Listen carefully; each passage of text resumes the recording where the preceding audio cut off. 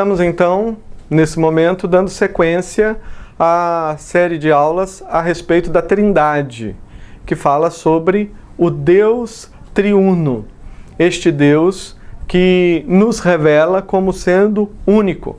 A Bíblia nos diz, há um só Deus, mas Deus que ao mesmo tempo se revela como sendo Pai, Filho e o Espírito Santo.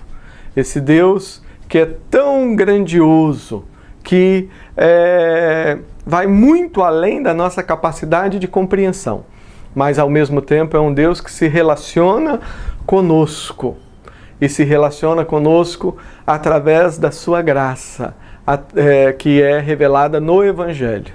E aqui é sempre bom, eu gosto de fazer isso, sempre que é oportuno eu gosto de lembrar a diferença que existe entre religião e Evangelho. Religião nos ensina que nós precisamos obedecer primeiro para sermos amados. Esse é o princípio não apenas da religião cristã, mas de todas as religiões. A religião ela se baseia no próprio homem, no esforço humano de ou obedecer, ou fazer rituais, oferendas para assim mover a divindade de uma forma ou de outra. A religião é algo que desagrada a Deus, porque a religião ela afasta o homem de Deus. É por isso que quando você lê nos evangelhos, você vê claramente quantas vezes Jesus Cristo ele fala de forma tão severa com os religiosos da sua época e os chama de pedra de tropeço, que nem se adentram e também impedem os outros de entrar. Então a religião diz que você tem que obedecer para depois ser amado. Jesus ele veio ensinar não religião, ele veio ensinar evangelho. Evangelho. A igreja de Cristo ela foi chamada para ensinar não religião, mas evangelho. E o que é o evangelho? O evangelho é o contrário da religião. A religião diz, eu tenho que obedecer para ser amado. O evangelho, por outro lado, me diz, Deus me amou primeiro e é por isso que eu obedeço. O evangelho ele se baseia não naquilo que o homem faz, mas naquilo que Deus faz em favor do homem. E a Bíblia é clara em nos ensinar isso, quando ela diz que Deus prova o seu próprio amor para conosco pelo fato de ter Cristo morrido por nós, sendo nós ainda pecadores. Então, o Deus triuno, esse Deus maravilhoso, ele se revela a nós através do Evangelho. Uma outra observação que me vem à mente, você deve, à medida que as aulas estão sendo ministradas, você deve ter percebido que nós não ficamos a todo momento citando esse texto bíblico, ou aquele texto. E por que nós fazemos isso? Porque nós gastaríamos, de repente, 10 anos para licionar uma matéria como essa, se nós fôssemos pegar cada um dos textos que falam a respeito. É por isso que muitas vezes nós citamos alguns textos, mas aquilo que nós estamos fazendo, aquilo que nós estamos falando, aquilo que nós estamos ensinando, você que lê a Bíblia, nós partimos do princípio que você lê a Bíblia. E se esforce, não é aquela leitura de ler um versículo aqui, outro lá, não. Uma pessoa que lê a Bíblia, livros inteiros, e lê, uma pessoa que tem a Bíblia na mente. Eu tenho certeza que à medida em que você ouve a nossa aula, vários textos vão vindo à mente. E ainda que nós não estejamos a todo tempo citando referências, embora o texto que nós estamos usando nessa série de aulas, que é aquele texto da Confissão de Fé de Westminster, se você pegar o texto, você vai ver ali uma quantidade enorme de textos bíblicos para você pesquisar. Ainda que não estejamos a todo momento citando os textos, nós já mencionamos para você dois princípios importantes que a Palavra de Deus nos coloca. Primeiro, quando a Palavra de Deus nos ensina que eu tenho que examinar todas as coisas e reter aquilo que é bom. Aquilo que é bom à luz da Bíblia, à luz daquilo que eu entendo da Bíblia. E o outro princípio é aquele que foi nos ensinado de uma forma bem prática pelos nossos irmãos, descritos lá no livro de Atos, lá de Bereia, que receberam a palavra e com toda a avidez, dia a dia, pesquisavam, estudavam as Escrituras para ver se as coisas eram realmente assim. Então, a nossa alegria através desse curso não é fazer com que você entenda e de repente, decore tudo aquilo que nós estamos falando. A nossa alegria é, através dessas aulas, fazer com que você tenha sede de estar com a sua Bíblia, de passar tempo com a sua Bíblia e de ler. E através das coisas que você está aprendendo nessas aulas, você, através também da iluminação e da ação direta do Espírito de Deus na sua vida, você seja capaz de compreender melhor a Bíblia e não apenas ter as informações, mas se relacionar com Deus de uma forma mais profunda para poder cumprir a sua tarefa, o seu papel, que é falar de Deus de uma forma responsável. Na aula de hoje nós estaremos destacando 3 aspectos importantíssimos a respeito de Deus. Primeiro, que é a autossuficiência de Deus. Deus, ele é o único ser autossuficiente. Nós vamos estar vendo também a independência de Deus. Deus é um ser independente, ou seja, Deus ele não depende de nada além dele mesmo para ser quem ele é, e também a santidade de Deus.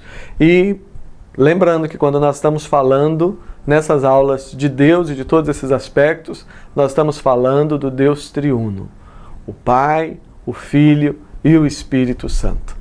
Certamente essa aula será uma bênção para o seu coração e para as pessoas que Deus está trazendo para perto de você para serem ministradas, cuidadas e conduzidas, não no caminho da religião, mas no caminho do Evangelho, que produz relacionamento com Deus e vida abundante.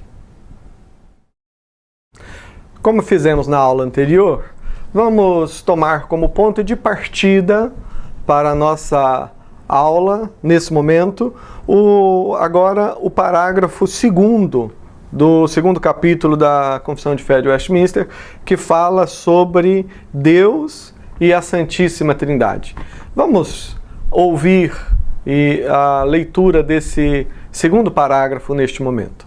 Deus tem em si mesmo e de si mesmo toda a vida, glória, bondade e bem-aventurança.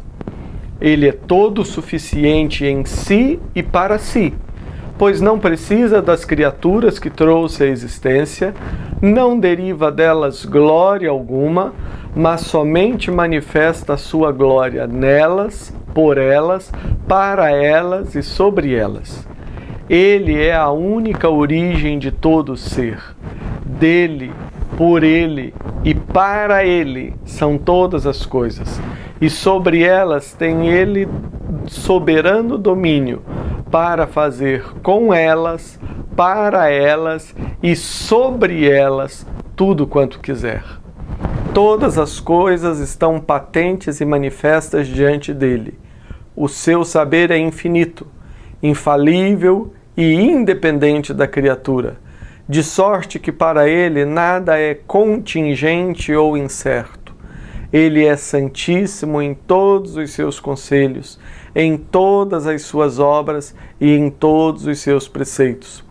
Da parte dos anjos e dos homens e de qualquer outra criatura lhe são devidos todo o culto, todo o serviço e obediência que ele há por bem requerer deles.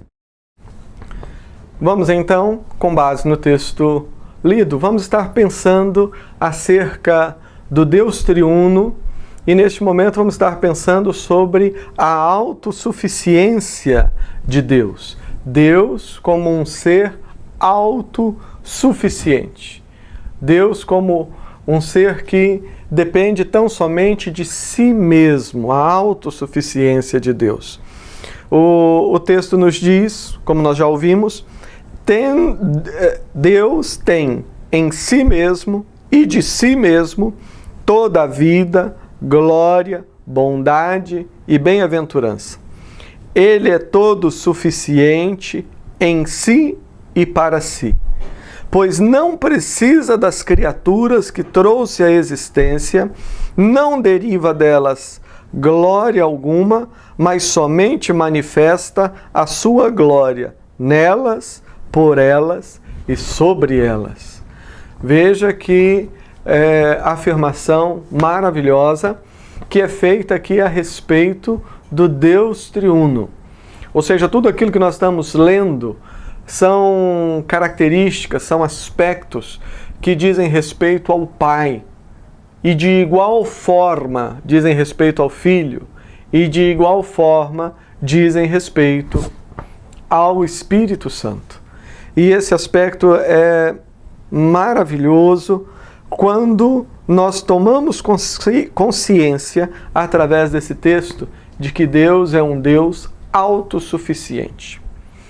O que significa dizer autossuficiência? Aliás, isso é algo que todo ser humano sonha. As pessoas trabalham para se tornarem autossuficientes. Em outras palavras, trabalham para não depender dos outros, não depender de quem quer que seja, ser autossuficiente. Algumas pessoas perseguem esse ideal a vida toda, mas isso, na verdade, é uma grande ilusão. Porque nós nunca, criaturas, seja a criatura que for, criatura visível e invisível, seja a criatura que for, jamais será autossuficiente. O apóstolo Paulo, lá em Atos 17, quando conversa com os filósofos gregos lá no Areópago, ele diz, porque nele, ou seja, em Deus, nós vivemos, nos movemos e existimos. Todas as criaturas dependem primeiramente de Deus. Se não é Deus nos sustentando, se não é Deus nos fortalecendo, se não é Deus nos dando o sopro da vida, nós sequer existiríamos. E é por isso que Ele tem total controle sobre a nossa vida. E é maravilhoso entender que isso vale não só para nós, vale para os anjos. E, é claro, para os anjos infiéis. É por isso que é algo que não condiz com a Bíblia, quando alguém começa a imaginar as trevas como algo tão grande como Deus. E, infelizmente, espero que aí na sua igreja não esteja acontecendo isso. Infelizmente, em alguns lugares se falam mais do inimigo do que de Deus. E é exatamente isso que o inimigo quer, ele quer ser o centro das atenções. Nós precisamos entender que Deus, Ele possui o controle sobre todas as criaturas. Não houve uma loucura maior do que aquela que passou na mente de Lúcifer quando ele quis se rebelar contra Deus. Como a criatura vai se rebelar contra o Criador? Todas as criaturas. E agora vamos falar de nós, seres humanos. Nós não somos autossuficientes, jamais seremos autossuficientes. Nós precisamos comer todo dia, nós precisamos beber água todo dia. Se nós não fizermos isto, vai passar um período e nós iremos morrer, iremos sucumbir. Nós precisamos de roupa para nos proteger ou do calor, ou proteger do frio. Nós precisamos de relacionamentos, precisamos de algo que nos abrigue, nós precisamos de um monte de coisa para existirmos. E, acima de tudo, nós precisamos de Deus, vivendo em nós e fazendo de nós pessoas plenas, pessoas felizes. Agora, presta atenção, Deus, Ele é autossuficiente. É o único ser autossuficiente. E é exatamente, entre outras coisas, a Trindade que faz com que Deus, essa característica, que a teologia chama de Trindade, que nós estamos chamando aqui da triunidade de Deus, o Deus triuno, é exatamente isso que faz com que Deus seja autossuficiente. Em outras palavras, Deus, Ele é eternamente autossuficiente, feliz, pleno. Deus, Ele não precisa de nada além de si mesmo para ser eternamente quem Ele é. Quando você abre a sua Bíblia, lá no primeiro versículo da Bíblia, Gênesis 1:1, nós lemos: no princípio criou Deus o céu e a terra. A pergunta é, o que existia antes? O que existia antes de Gênesis 1:1? E a resposta é, existia tão somente Deus. Sim, só existia Deus. Antes de Gênesis 1:1, só existia Deus. Não existia anjo, não existia luz, não existia espaço, não existia... Nós temos até dificuldade de entender isso. Não existia nada, existia apenas Deus. Deus. Quando eu disse não existia luz, é no sentido não existia a claridade como o sol nos dá. Não existia, existia Deus. Deus é luz, né? Só existia Deus. Não existia anjos, não existia nada. Só Deus. Não existia vento, oxigênio, Deus. Apenas Deus. E no passado os teólogos até discutiam isso, né? Quanto tempo Deus esperou para criar todas as coisas? Uma pergunta que não nos leva a lugar nenhum, né? Tem pouco efeito prático. A Bíblia diz que de eternidade a eternidade, Deus é Deus. Agora, é muito importante nós compreendermos isso, que Deus, Ele tem em si mesmo e de si mesmo toda a vida, glória, bondade e bem-aventurança. Ele tem em si mesmo e de si mesmo toda a vida, glória, bondade e bem-aventurança. Em outras palavras, Deus, Ele é autossuficiente. Ele não depende de nada ou de ninguém para ser quem Ele é. Deus, como nós temos visto, Ele é um Deus relacional. Alguém diz que Deus é um Deus social. Ou seja, Deus, Ele não criou o homem para fazer companhia no sentido de que ele estava sozinho, solitário. Você tem que tomar cuidado com esse tipo de teologia que às vezes a gente escuta por aí, que faz do homem, do ser humano, o centro das atenções. E algumas pessoas, eu acho engraçado, elas ficam assim meio chateadas quando descobrem que elas não são o centro. O centro é Deus. Ele é o alfa, Ele é o ômega. Ele é o fundamento de todas as coisas e Ele é o fim último de todas as coisas. O objetivo principal de tudo sempre foi a sua glória. E Deus é esse Deus superabundante, como nós vamos ver em aulas subsequentes, quando nós estivermos falando sobre a criação. Ele é todo suficiente em si e para si. Ele é em todo suficiente. Deus, Ele nunca se sentiu solidão. Eu já escutei isso também. Deus criou o homem porque Ele estava se sentindo solitário. Deus nunca soube o que é solidão. Porque Deus, Ele eternamente é Pai, Filho e Espírito Santo. Deus é um Deus relacional. Deus, Ele nunca se sentiu infeliz. Estou infeliz porque estou sozinho, tenho que criar alguma coisa. Algumas pessoas falam e pregam coisas que dão a entender esse tipo de coisa, mas Deus, Ele é um Deus eterno e eternamente relacional, feliz, pleno. Em outras palavras, Deus, Ele não criou nada porque estava faltando. Pelo contrário, Deus criou todas as coisas porque estava sobrando. Deus é o Deus da superabundância. O relacionamento entre o Pai, o Filho e o Espírito Santo era algo tão pleno que que explodiu na forma da criação.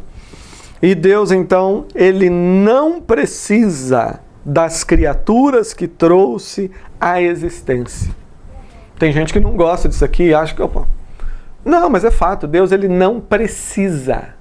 O que a palavra precisa significa? Significa necessidade. Quando eu falo que eu preciso determinada coisa, significa que eu tenho a necessidade. Né? Eu preciso viver em sociedade, é uma necessidade.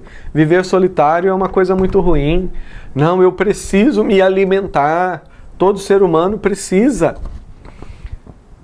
E nós precisamos fazer esforços para que todos tenham condição isso. Quando eu falo de precisar, eu estou falando de necessidade. E é nesse sentido que o texto está falando que Deus ele não tem necessidade de ninguém, porque Ele é autossuficiente. Ele não precisa das criaturas que trouxe à existência, não deriva delas glória alguma, mas apenas, somente manifesta a sua glória nelas, por elas e sobre elas. O que essa porção está falando é algo tremendo. Está falando que Deus ele não precisa de nada. Não existe nada em mim ou em você que de nós mesmos nós podemos oferecer a Deus. Deus ele não precisa das nossas orações, Deus ele não precisa da nossa música, Ele não precisa do nosso ritual, Ele não precisa de nada, de nada. Mas, mesmo assim, Ele nos ama. Deus ele não se tornou mais Deus por nos criar. Não, Deus é Deus. Deus, Ele manifesta a sua glória. Aí, para que ninguém se sinta chateado com essa expressão, ou aborrecido com essa expressão que eu acabei de usar, que é firmada nas Escrituras, de que Deus não precisa de nada, Ele não precisa da minha oração, da minha música, de nada. Isso não diminui o relacionamento de Deus conosco. Pelo contrário, meu querido, minha querida, isso faz com que nós entendamos que Deus, Ele é muito maior do que nós imaginamos, porque o relacionamento dele conosco não é um relacionamento de interesse, porque Ele precisa disso ou daquilo, então Ele nos criou e tal, e é uma troca. Não, Ele, mesmo não precisando de nada, mesmo não precisando de nada que venha de nós, mesmo não derivando glória de nós, mesmo assim, Ele nos ama. Mesmo assim, Ele veio através de Jesus Cristo para morrer por nós. Então, falar da autossuficiência de Deus é abrir os olhos para começar a entender Deus como Ele realmente é.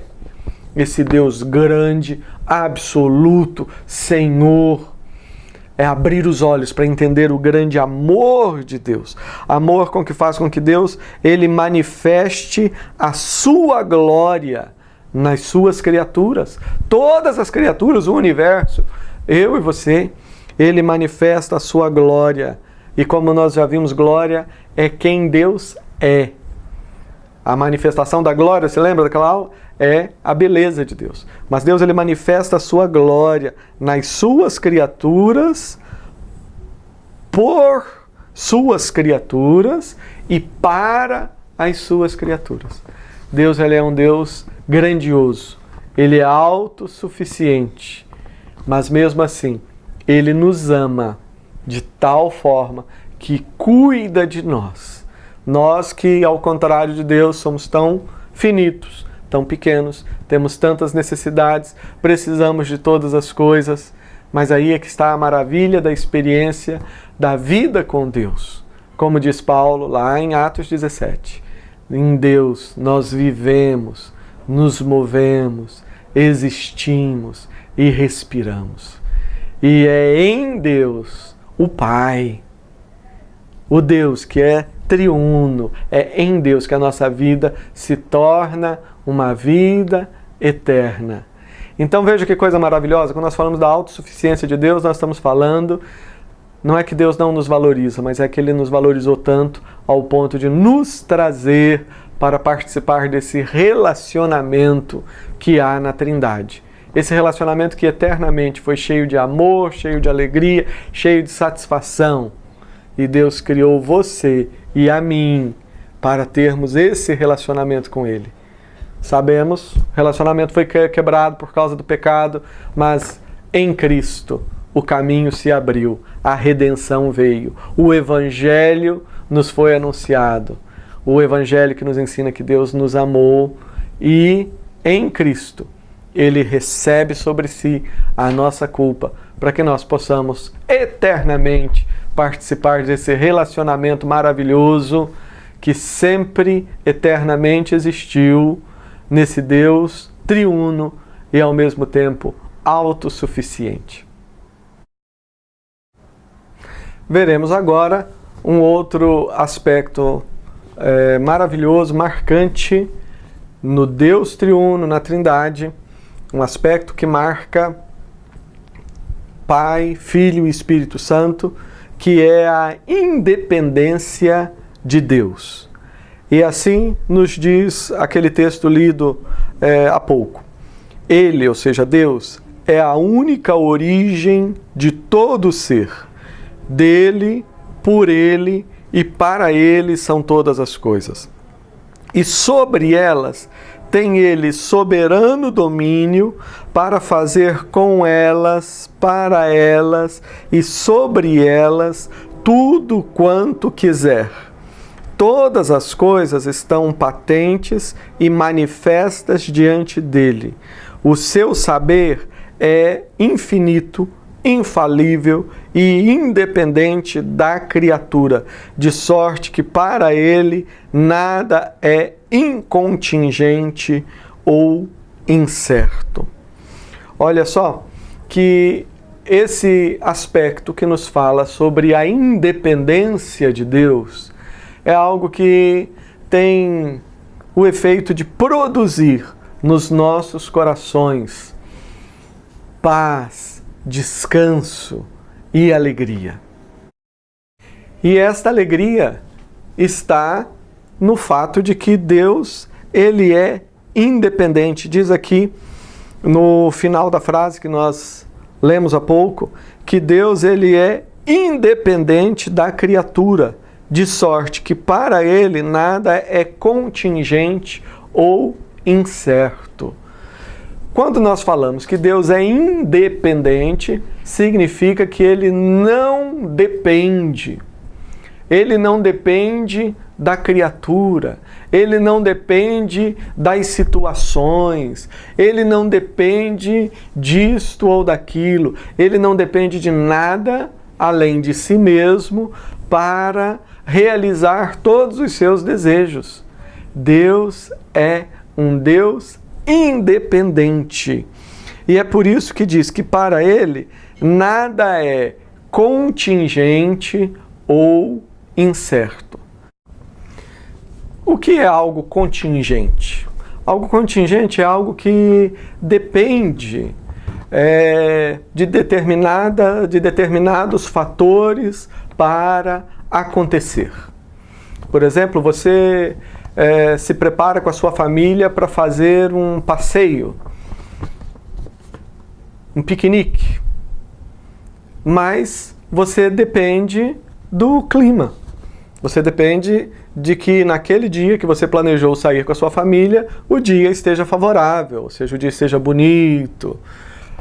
Se no dia que você planejou fazer alguma coisa estiver chovendo, tiver uma tempestade, coisas parecidas, você não vai poder sair, fazer aquele passeio, seja num parque, seja na praia, no rio, enfim, onde você gosta de passear. Isso são contingências.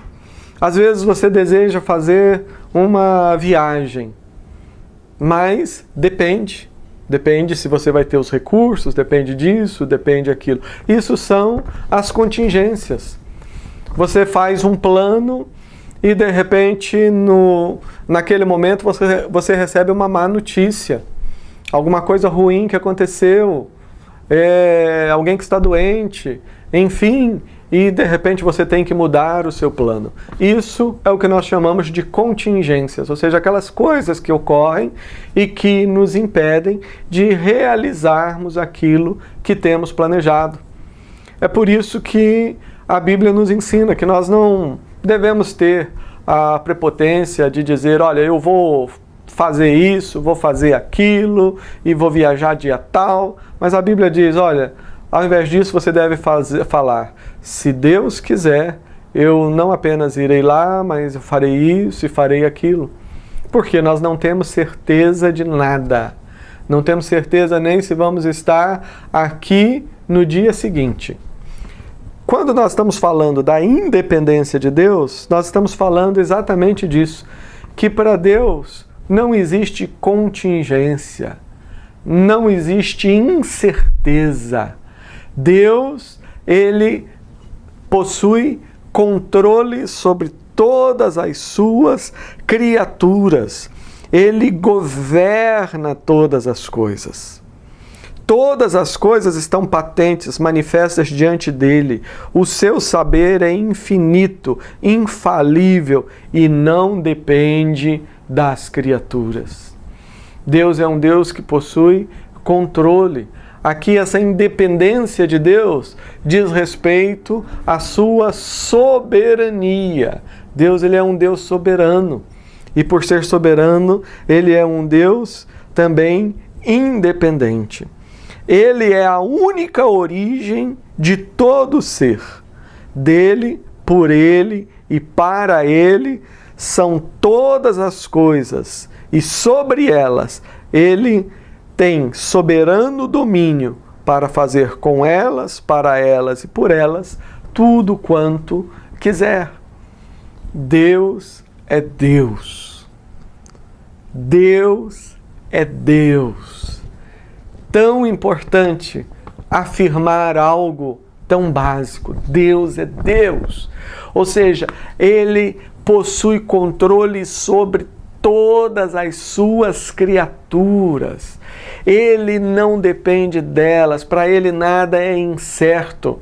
É por isso que você tem a Bíblia com centenas de profecias, todas elas já cumpridas. Na verdade, nós estamos esperando o cumprimento da última, que é a volta de Jesus Cristo. Alguns fatos que estão relacionados à volta, que também foram profetizados, mas estamos aguardando a volta de Cristo. Aleluia! Eu creio que nós somos a geração que possivelmente veremos esse fato tão glorioso, por isso temos que compreender a grandeza de Deus, falar sobre esses aspectos que nos ajudam a pensar não apenas na grandeza de Deus, mas pensarmos também na eternidade e em tudo que ela representa. Deus, ele possui então esse controle, ele é a origem de todo ser. Tudo que existe tem a sua origem em Deus. E é exatamente por isso que ele também possui controle sobre todas as coisas. E é por isso que para ele não existe essa possibilidade dele desejar realizar alguma coisa e não conseguir. Foi o que Jó, lá ao final da sua experiência no livro de Jó, ele conclui. Ele diz, ó Senhor, eu te conhecia só de ouvir, de ouvir falar, mas agora os meus olhos te veem. Agora eu sei que nenhum dos seus planos, Senhor, pode ser frustrado.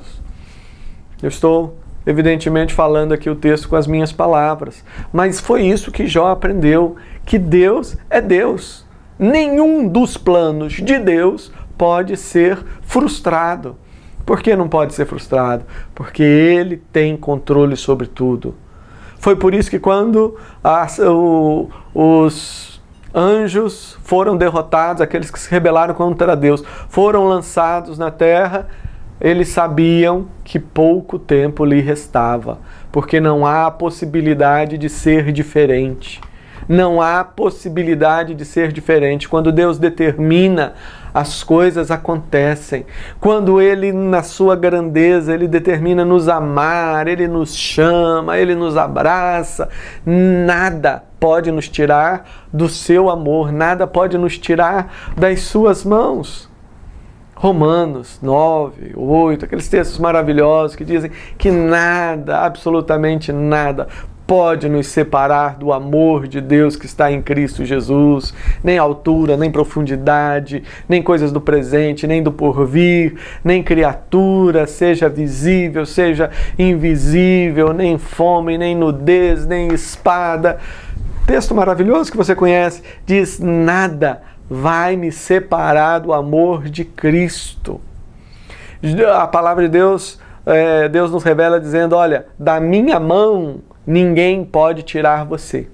Aí eu sei que tem sempre aqueles que gostam de voltar para a religião e dizer que não depende de mim. Aí eles falam, não, nada pode tirar você da mão de Deus, mas você pode pular fora da mão. Não, nada, nem você mesmo pode tirar você da mão de Deus. Se você, que está nas mãos de Deus, se rebelar contra Deus, começar a viver em pecado, coisa parecida, o que Deus vai fazer com você?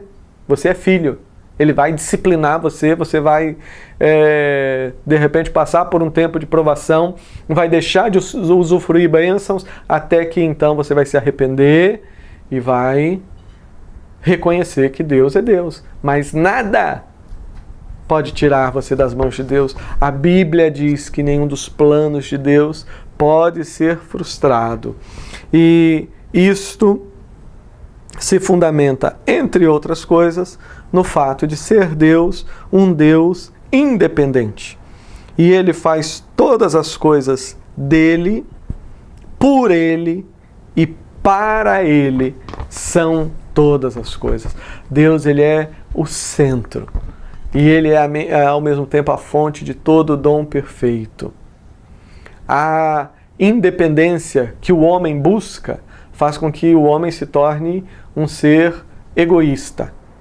Mas o fato de Deus ser um Deus independente faz com que Ele se torne cada vez mais um Deus superabundante. É a independência de Deus que fez com que Ele nos amasse. E nos amasse ao ponto de dar a própria vida em Cristo por nós na cruz do Calvário.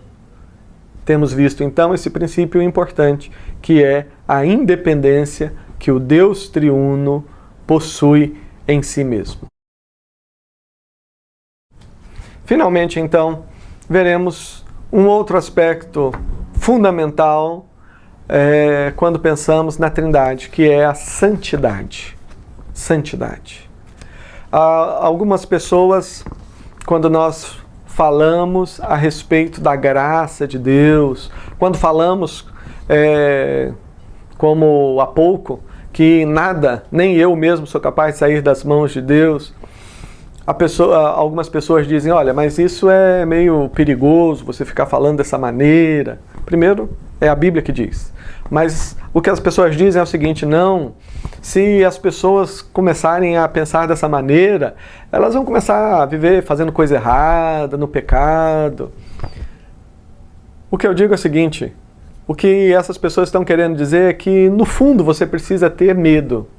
Tem que ter medo de perder a salvação, tem que ter medo disso, tem que ter medo daquilo, para poder andar na linha, né? Para poder viver de forma correta. Isso é religião. Eu tenho dito que não existe uma coisa que talvez entristeça mais o coração de Deus do que uma igreja cheia de pessoas que estão ali com medo de ir para o inferno. Medo não é base para relacionamento com Deus. A base para o relacionamento com Deus é o amor. Por outro lado, a salvação que o Deus triuno opera em nós, a salvação que o Espírito Santo opera nas nossas vidas, não é simplesmente uma questão de ideias novas. Não, é mudança de natureza. Mudança de natureza. Quando Deus, através de Cristo, Ele acolhe alguém, o próprio Deus está entrando na vida dessa pessoa. Entrando, não no sentido de ideias, mas no próprio ser. É por isso que nós somos igreja. A igreja não é salão. Você pode ter um monte de salão, de casas, e não ter uma igreja. Mas quando você tem pessoas que realmente conhecem a Deus e vivem no Evangelho, aí você tem a igreja. E Deus, Ele usa tudo. Por isso que na sua igreja, lá na sua comunidade, né, não tem problema, não é pecado. A igreja tem uma estrutura. Se Deus está abençoando, aleluia, vamos construir, né, para que a igreja tenha estruturas para a escola, para acolher pessoas, para abençoar vidas. Mas vamos lembrar que a igreja somos nós. A Bíblia diz que Jesus está construindo uma casa feita não por tijolos, pedras, mas construído com pessoas que são pedras vivas. Esta é a casa. Então, quando isso acontece, ainda que eu conheça a graça de Deus, sei que Ele pode me perdoar, que Ele me perdoa, etc., eu não vou sentir prazer ou me sentir impulsionado a viver no pecado. Porque Deus ele fez uma mudança aqui. Deus ele fez uma mudança aqui. Daqui dentro. É uma mudança de natureza. É uma mudança de natureza. Deus ele coloca dentro de mim, coloca dentro de você, através de Jesus Cristo, agora uma nova natureza. Uma natureza santa. Então, é por isso que ensinar as coisas corretamente, como a Bíblia nos ensina, não vai fazer com que a pessoa se torne carnal ou coisa parecida. Pelo contrário, quanto mais nós compreendemos Deus, mais nós o amamos. Deus ele é santíssimo em todos os seus conselhos, em todas as suas obras e em todos os seus preceitos. Deus ele é santíssimo. A santidade é um alicerce precioso de Deus. Deus ele é santíssimo em todos os seus conselhos. Em outras palavras, em todos os seus pensamentos, em todas as suas decisões.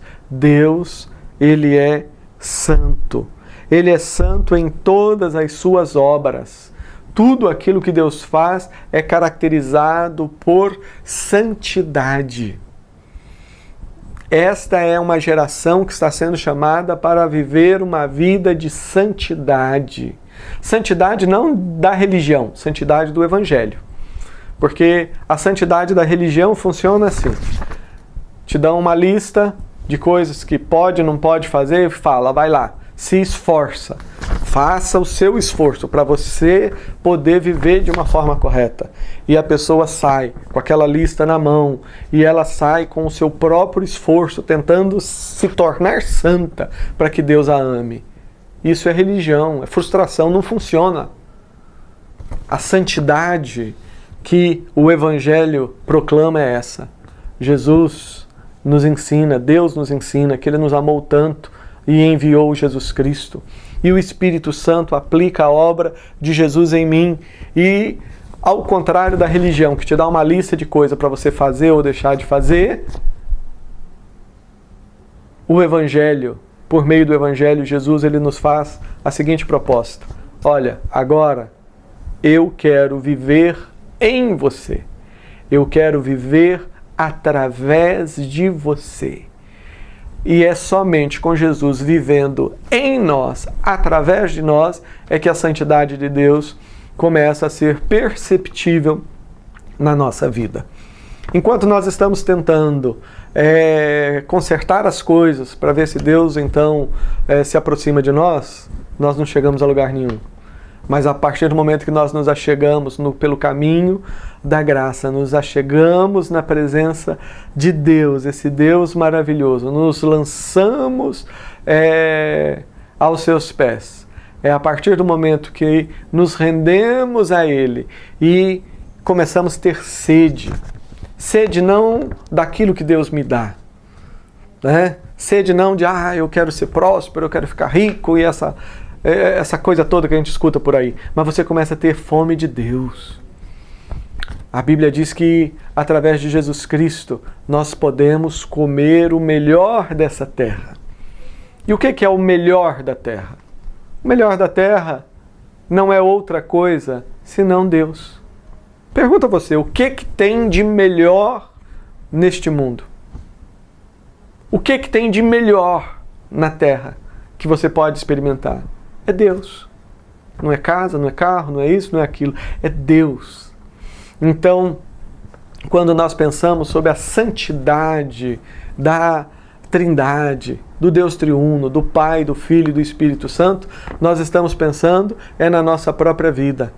E quando nós nos enchemos da presença dEle, quando nós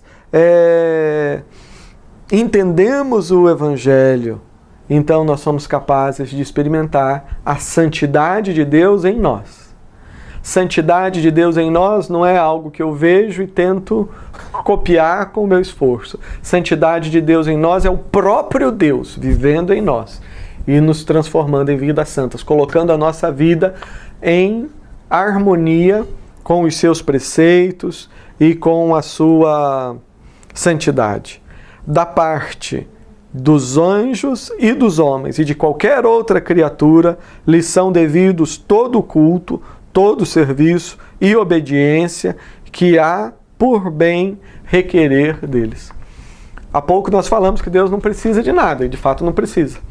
Ele não precisa da minha música, Ele não precisa da minha oração, Ele não precisa de nada, Ele não precisa nada que venha de mim. Porque Ele é Deus, Ele já possui toda a glória. Mas aqui o que nós vemos é que este Deus, que é santo, Ele requer de nós, mesmo sem precisar disso, Ele requer de nós, dos homens, dos anjos e de todas as suas criaturas, Ele requer culto, serviço e obediência.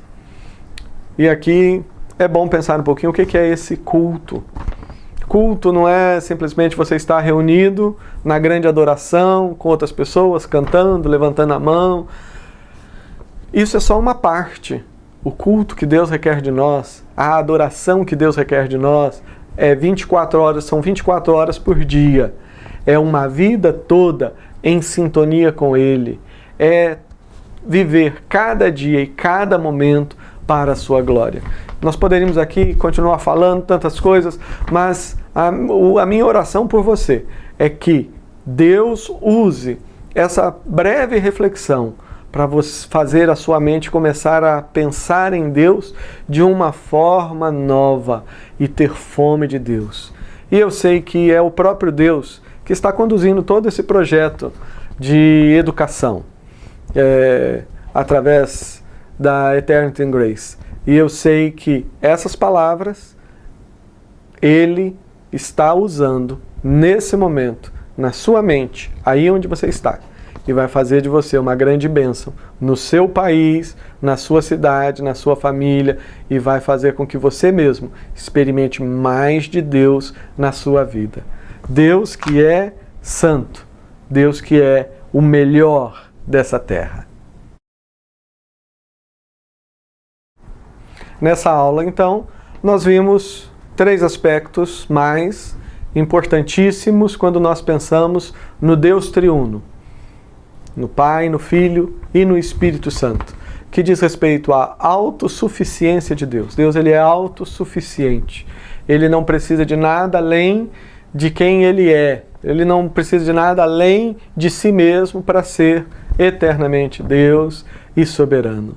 Deus também é um Deus independente. Ele não depende de nada. Ele não precisa de nada.